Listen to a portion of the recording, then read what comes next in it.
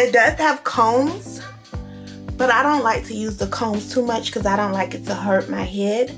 I already flat ironed this unit on my mannequin head. Make sure you clean the front of your hairline just so you can get a flawless melt, of course.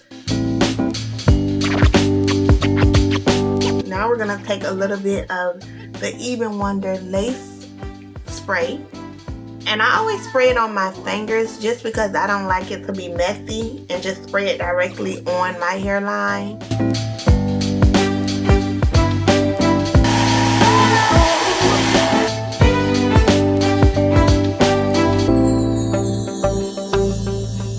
All I do is just take a little bit of glue, very little bit, with this metal metal.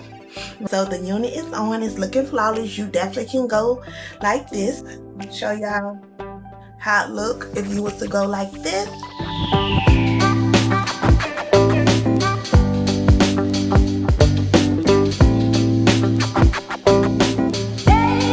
This is a 13 by 6 part, so it is gonna look so natural.